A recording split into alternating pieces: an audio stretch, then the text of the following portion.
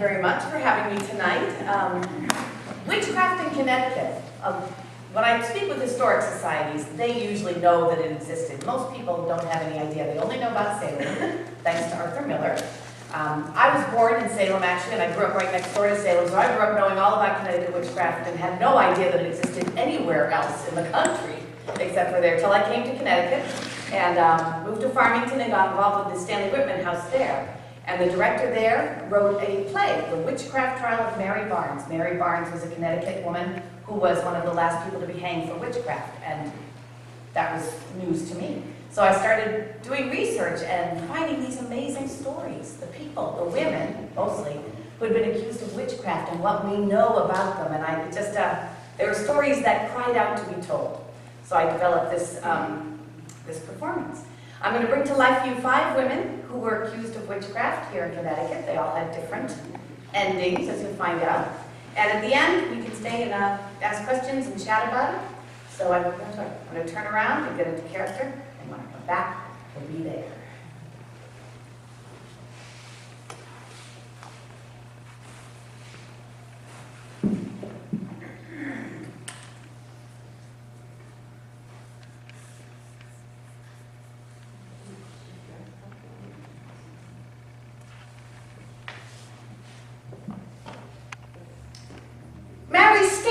Is my name. I be more than 70 years old, born in 1620, or thereabouts. I am here to tell my story, and the story of 4 other women with whom I have much in common. We were all accused of being witches here in Connecticut. My husband Thomas and I moved here to Fairfield many years ago. 'Tis a pretty town, founded by Roger Ludlow. Very difficult man, but more to that later. We are very happy there, raising our children, living a modest life. But they were not easy times. We made many friends over the years and came to count on one another. When husbands or children fell ill, we helped with the chores and with food. We shared our crops so no one went without. The children played together, we worshipped together, the women sewed and cooked and gossiped. The gossip could be cruel, but when people were afraid, it was very dangerous. They were not easy times back then.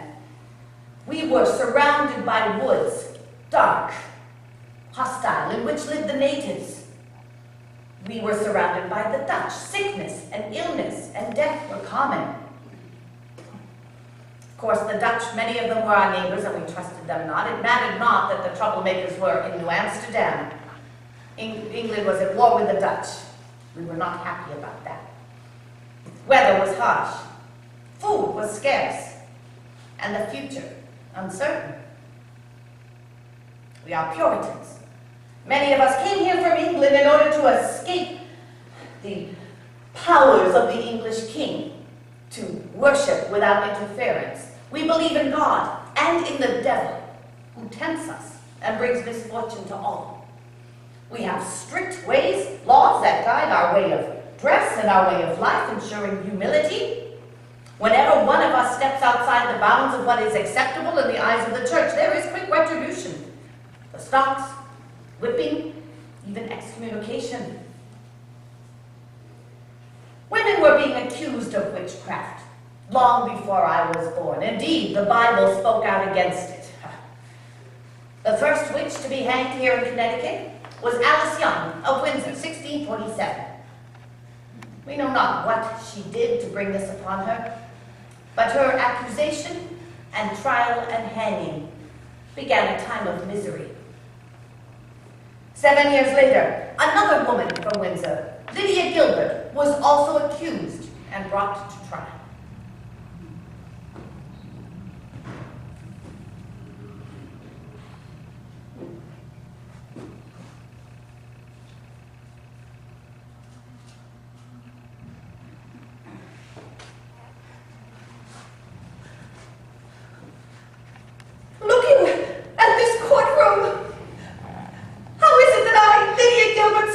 Dressed like a common criminal. I had nothing to do with the events that have brought me ago, a man who lodged with us, Henry Stiles, was killed. There he was, the old fool, drilling with the militia on the green. He had no business being there. And then that addle-brained Thomas Allen, swinging his gun about as if it was a rug beater. Well, the gun went off, killing Henry. There you have it. It was a mistake to think that if Henry had only stayed home where he belonged, perhaps he would be alive today. Or if Thomas had secured his firing cock, no one would have been harmed. I was sad that Henry was died. He had lodged with us for some 2 years and was most often an easy man, although people sharing a small space can become angry with one another and impatient, and there were harsh words between us. And he owed us money. He often was late with the rent and he borrowed overmuch. I often said that we should put him out, but did we? Perhaps we would never see our money again, so we kept him close. I spoke of my discontent to my friends. Well, those I thought my friends. I've learned you cannot trust anyone. Henry's death changed our township. People were upset and afraid. Why should such a thing happen? Now I am of a mind that death by illness or misfortune is a part of life, but my neighbors, they begged more of an explanation, and like a festering wound, the memory of Henry's death continued to plague us.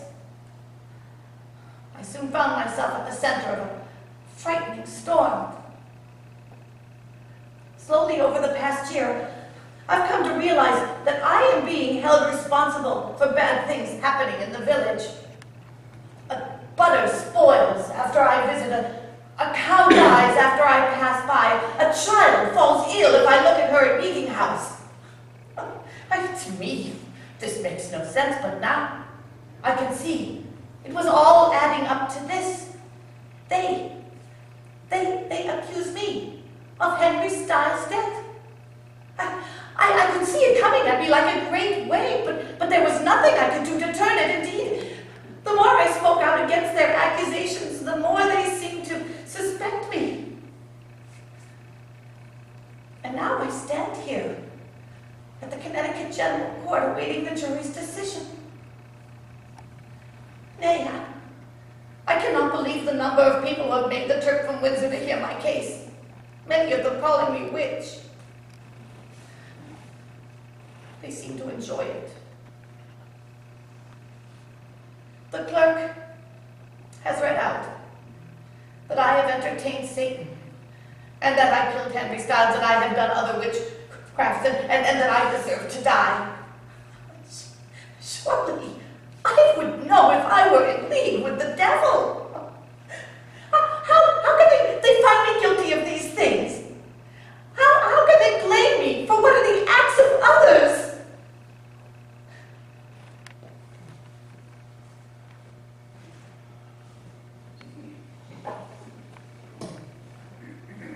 Well, blame her, they did. And hang her, they did. The true murderer, Thomas Allen, went free and lived on to become a respected citizen and soldier. How is it that a simple woman like Lydia Gilbert should be held responsible for death and other misfortunes in the village? But true, she did not keep her tongue like a good Puritan wife. She and her husband did not have much money, so they did not have much power. But no, it was the townspeople who begged more of an explanation. If our God is a good God, why should such a thing happen? Surely witchcraft was the answer. But why had it come to Windsor? The Reverend John Wareham spoke at meeting, and he explained it all. The townspeople were to blame. They had given up the teachings of God. They had taken to drinking too much ale. They had taken up petty gossip. They had allowed Satan into their lives, and they must be punished. Now that things were set right, life could go on. While Lydia Gilbert was living her nightmare in Windsor, I was living one of my own in Fairfield.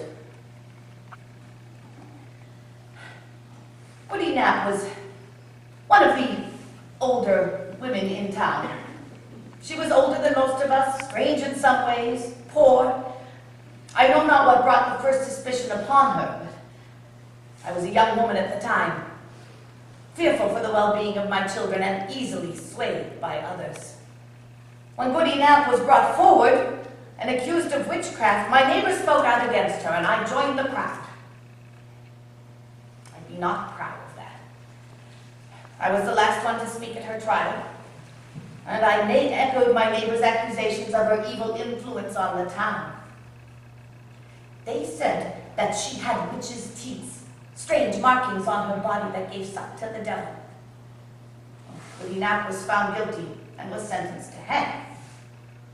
While she awaited her execution in the jail, the women of the town came to speak with her and to urge her to tell who else was a witch in the community. And they urged her to name me because I was the last one to speak at her trial. and these were my friends. Well, Goody Nap did say that once I told her I had met in the woods with the devil, with an Indian, but never did this happen, and now I know she was unfairly pushed. For later she did say, I apprehend that Goodwife Staples hath done some wrong in her testimony, but I must not render evil for evil. It was then that I realized that this was not some silly game, and that this woman may die for no reason. So I went to the magistrates, and I told them that she was innocent, that she had never admitted to being a witch, that she must not hang, but they paid me no heed. On the day of her hanging, she came down from the gallows and she whispered something into Roger Ludlow's ear. I did see, but I did not think to be concerned. After she was hanged, and they brought her body down from the gallows, I asked to examine it for these witches' teeth she was said to have. I know I handled the body roughly, but I was in a panic. I wanted to justify this woman's death. Yet what I found on her body was no different from what I find on my own. And I said so out loud. Here, there are no more witches' teeth than I myself have, or any of you, if you but search your bodies. But then I quickly realized nothing I could say would bring this woman back to life, and I was putting myself in danger with my words. It mattered not that this was a travesty. I was a wife and a mother, and I was close to being named a witch myself. So I took it back and said that yes, indeed, perhaps they were witches' teeth. Goody Nap's body was taken away, and I prayed the whole episode behind me. But no. I had publicly defied the magistrates. I had cried out that they were wrong. This Roger Ludlow, the founder of our town, the leader of these proceedings, later said that the words whispered in his ear by Goody Nap were that I be a witch. Well, there was bad blood between us already, and now my husband brought suit of libel against him, and we won. And much to my delight, Roger Ludlow soon set sail and went back to England. But the stain of witchcraft always comes back to haunt. Mary, it did not help that I was not, no, I am not the meekest of women. I've always spoken my mind. I've never been one to suffer fools. I'll tell you how this accusation of witchcraft followed me for the rest of my life. However, for the next 10 years, things were calm. People were accused and some were hanged, but not in great numbers. Then it all changed. First, our good Governor Winthrop left the colonies back to England on colony business. Now, he was a wise man. He believed in witchcraft, but he was an alchemist, and he understood much about the nature of the world. Then our religious leader, Thomas Hooker, died, and the man who took his place, Samuel Stone, had none of his talent or integrity. And then God sent a number of plagues. Floods overcame our fields. Death took young and old. Crops died of some blight. Surely, seemed the devil had come to roost. In 1663, a young woman named Elizabeth Kelly fell ill. She had pains in her side. She would wake up at night and she accused a neighbor, Goody, of staying on her stomach and punching her and sticking her with pins. And, well, Elizabeth Kelly died. And there was no known reason. It must be witchcraft. At this, the doors opened wide. Neighbor accused neighbor, friend accused friend. The only way to distract attention from oneself was to accuse someone else. And then another woman fell sick and cold.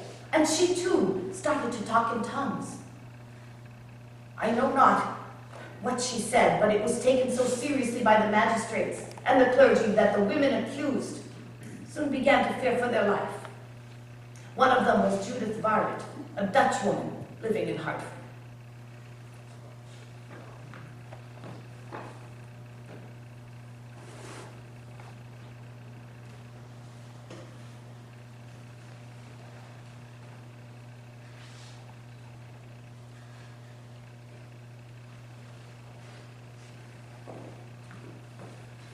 This is insulting. They say that because I am Dutch, that I am a witch. Ha! I see what happens. Hey, this girl, the things she says, yes, something plagues her. But, oh, the things she says. And now, they say that she speaks in a Dutch accent, which is a sign of the devil. Ah, I say it is nonsense. But she accuses me, and Elizabeth Sager, and Rebecca Hawthorne, and then Rebecca, she goes on to say that she went into the woods and she danced for the devil and had sexual relations with him and other things. She's hussy. My family came here from Holland when I was a little girl. In Holland, they do not believe in witchcraft. Indeed, Holland has become a place where people seek refuge from accusations. So I never thought about it till I come here. Here, the people are much taken with it, and I have seen things I know are not right. Women stripped of their clothing, thrown in the water, put in jail for days on end. The town is in a panic. But me? Yeah, I know why they do not like me. Yes, I am Dutch, but I give no threat because of that. Yes, I dress differently from them. I'm not afraid to wear pretty things. See, this ring that belonged to my mother. Yeah, no. They do not like me because I am a woman with power. I know that women are strong. I know that we are smart. I know that we are as good as men. This they do not like. Now, my parents are dead, and I run the family business, and I talk to the men of the town, and I bargain with them, and sometimes I must take them to court, and this is the problem. This has nothing to do with being a witch, and it has everything to do with being a woman in power who does not follow their rules. That Rebecca Greensmith, she does not like me because I feel free to do the things that she does not. So, I write to my brother-in-law, Peter Stuyvesant. He is the Captain General of New Amsterdam, and he defends me, and he writes, and he say that I am pious, and that I am honest, and that I am innocent of such a crime as witchcraft. And they let me go. And now, now I go far away from this place. God help the woman who does not have a strong man behind her.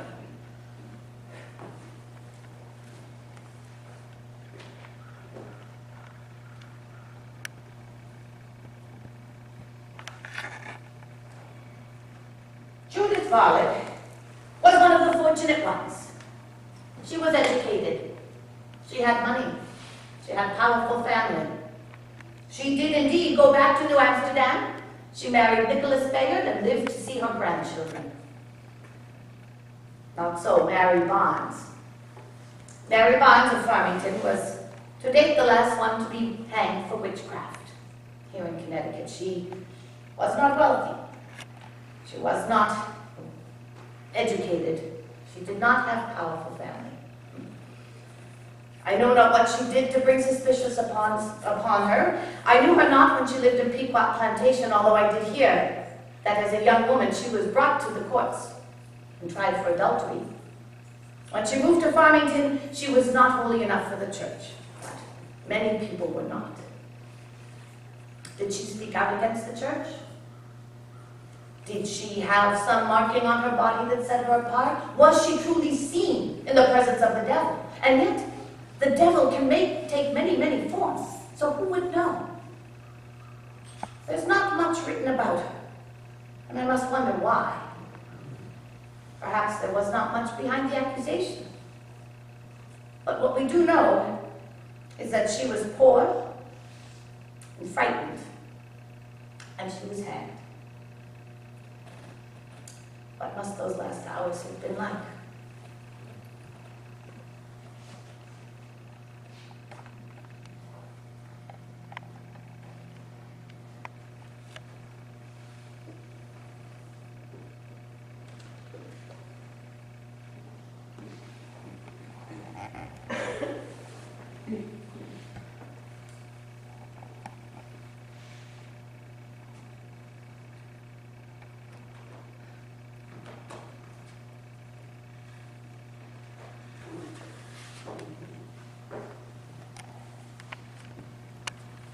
He'd be here.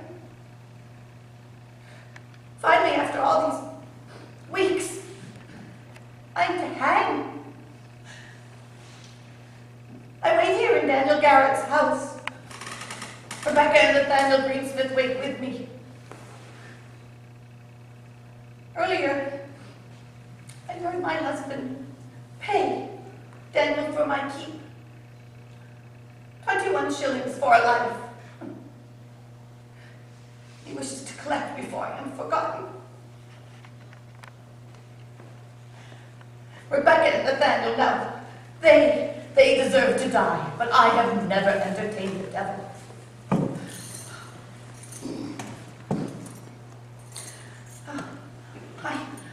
I didn't know what to say when I was brought forward before the jury. Indeed, I was too frightened to say anything. Never have I felt such terror.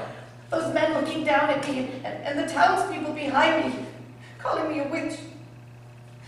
Thomas and I agreed that he would not speak out for me for fear of harming our children. God, my children. Joseph, Sarah, Samuel, and my little Hannah. If it were not for them, I would not care if I lived or died. I'd be weary of this world. But how they need a mother. Of course, I am easily replaced. Thomas can have his pick of the widows in the town. That Mary Andrews already has her eye on him. But I think she will be a good mother. How will they remember me? Will they remember me? I've tried to be a good mother, a good wife, a good person. I am not learned, but surely there is more to life than that, although those with learning do seem to have much power over the rest of us. I am not holy enough for the church, but I have tried to live a godly life. It was my Christian duty to bring that woman before the courts to answer for her witchery, but I myself have never entertained the devil.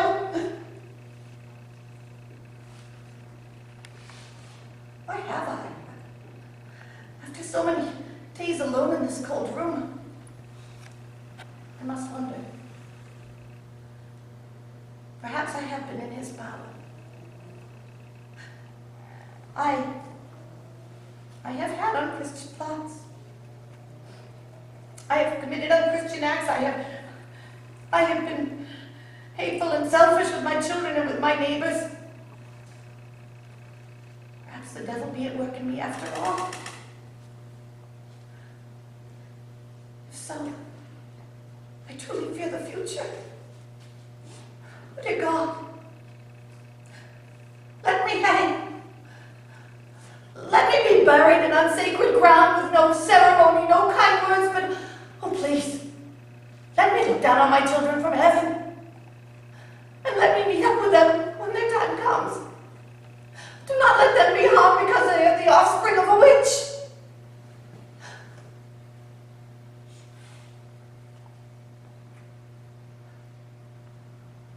What can I say to them? The last words from their mother.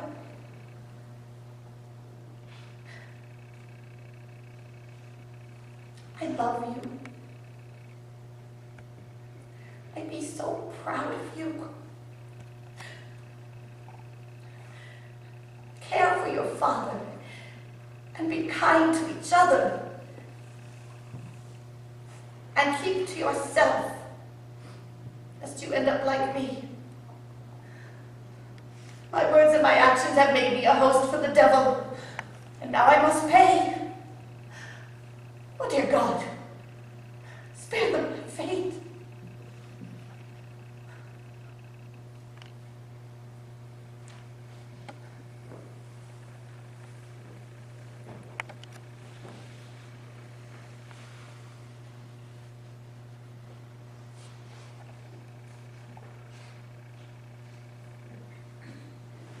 Mary Barnes and Rebecca and Nathaniel Greensmith were hanged on January 25th, 1663.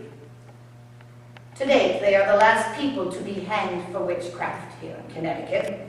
People are accused and brought to trial, but they have not been executed. One reason is the King Philip War, 4 horrifying years.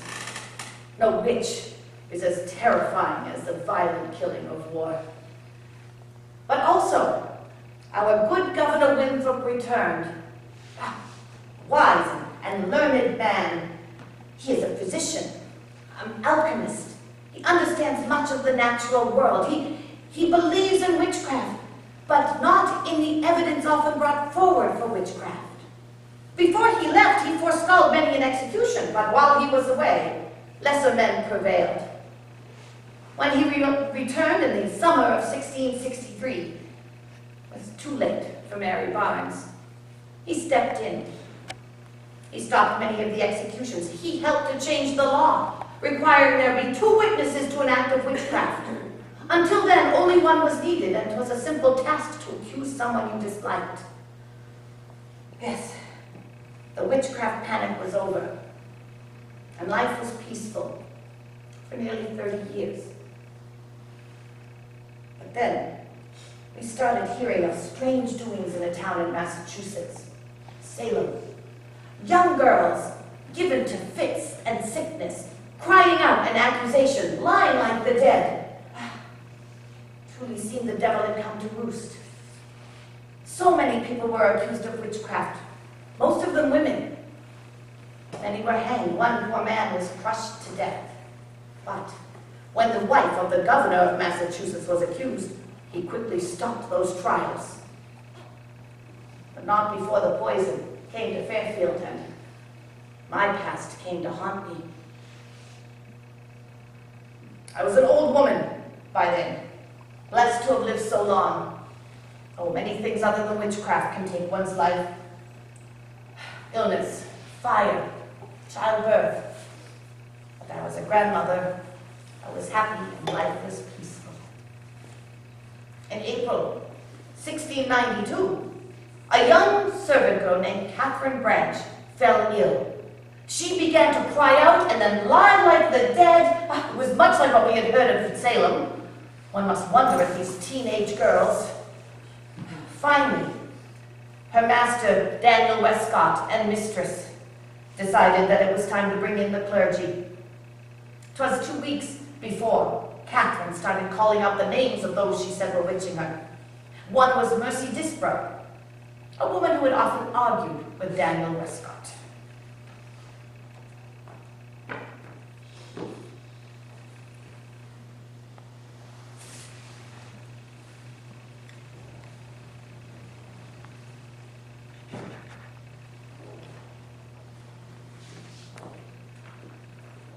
Kate Branch, a servant, an orphan whose mother was given to fits, A 17-year-old girl who had nothing to do with me. I never even heard of her name till she called out against me. Of course we were all concerned when she fell ill. No one wants to hear of plague or illness in the village. But she was ill for some few weeks and said such things that finally Abigail and Daniel decided it was time to call the clergy in to sit with her, and they decided that no, she was not ill, but that she was possessed. The stories. Neighbors came to sit with her. Well, some of them thought that she was truly possessed. Many thought her fits were false, and yet, who could tell? It did seem that there was some evil going on there. It was 2 weeks before she called out about those who were witches. And the first was Goody Miller, who often had argued with Daniel Westcott. But then she called out Goody Brown, who was a harmless old woman. And she said she saw Goody Brown giving suck to a dog from a teat beneath her arm. 2 weeks later, Kate has an apparition. A black cat who turns into a woman. And Abigail immediately suggests that it's I, and Kate agrees, although then she goes on to describe me. Tall, short, well-dressed, poorly dressed. How could she think anyone would believe her? But they did. Kate was not done. She went on to accuse others, including old Mary Staples, with her daughter and her granddaughter. Well, now, I know Mary Staples had been accused when she was younger. But this time, just like then, no one came forward and she was let go. I was not so fortunate. I spent many months in the Fairfield jail. Oh, in the beginning, it was unbearable. The women from the town came to speak with me, and they came and asked me to say others who were doing witchcraft with me. In the name of all that is holy, I be not a witch. How can I name others? But I spoke intemperately. Does not think that I shall be the only one to hang, and indeed, if I am to be hanging, being innocent, I will not be the only innocent one to go. Those first few weeks in jail were unbearable. The only diversion I had was to confound my jailer, a block-headed young man. Oh my goodness, the fun I would have. I would be praising to Jesus Christ at one point, and then I would be screaming out as if I was possessed at another.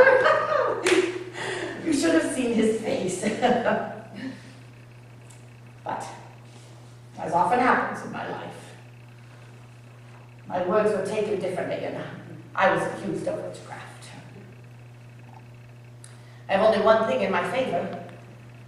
The evil proceedings in Salem have made the magistrates unable to act. So, they do nothing. They just let me rot in jail.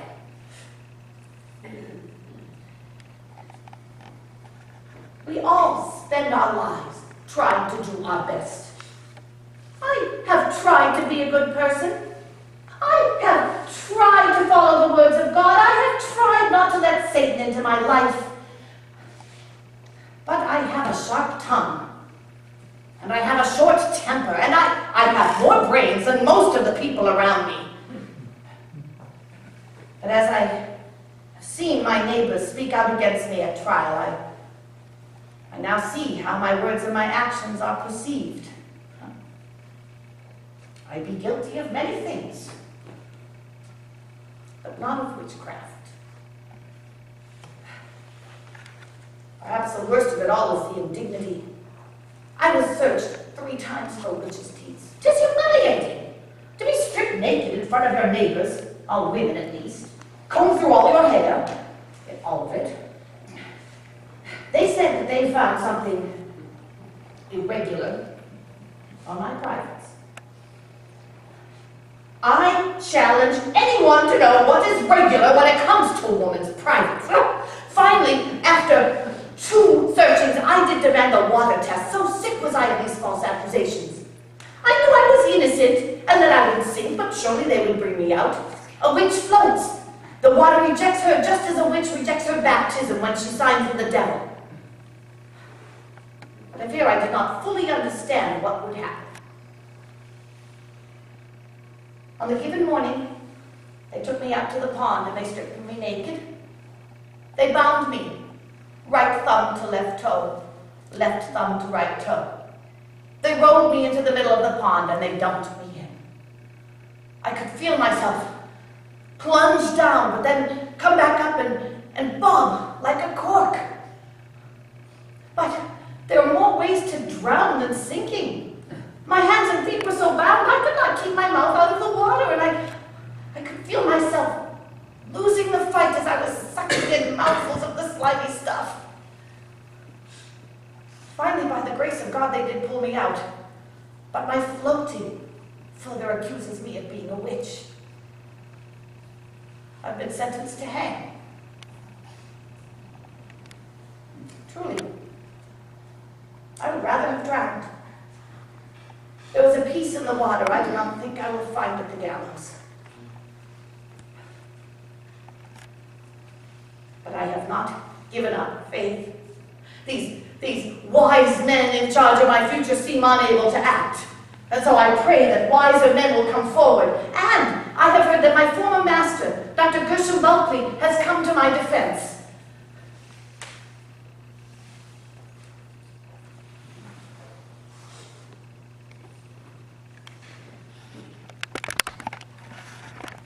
A sense of duty to an employee, to a servant, but because he felt that Connecticut was being unfairly governed, as was seen by the confusion at Mercy's trial. Mercy was set free. And me, well, I am blessed that my second exposure to witchcraft came to nothing. But they accused my daughter and my granddaughter. It is for their sake I thank the good Lord that execution for witchcraft is no longer tolerated. I can live my life out in peace. And we're very glad she did, because Mary Staples became the great-great-great-great-great-great-grandmother of Winston Churchill. Lydia Gilbert, with the rope, became the great-great-great-grandmother of Daniel Hawthorne. So just imagine, without those ladies, we might be speaking German, and we wouldn't know how to spell. Connecticut, witchcraft stayed on the Connecticut law books until 1750 as a capital crime. But no one was hanged after Mary Staples and the Greensmiths in Farmington in 1663. As men and women of science began to make discoveries and understand more about the natural world, they came to understand that so many of the things that were brought forward as evidence as witchcraft were scientific. They were works of nature. There are lots of theories behind the witchcraft panics, and there are so many stories. And we'll never know everything, as we were saying. Records are lost, they never existed, they've been destroyed. They might turn up at some point, who knows, but they're 400 years old. But the one thing we do know is that even though we don't go out and hunt witches like they did in the 1600s, we see every day that witch hunts really have never ended. So I appreciate you listening to Mary Staples, Lydia Gilbert, Judith Varlett, Mary Barnes, and Mercy Disbrow. Thank you.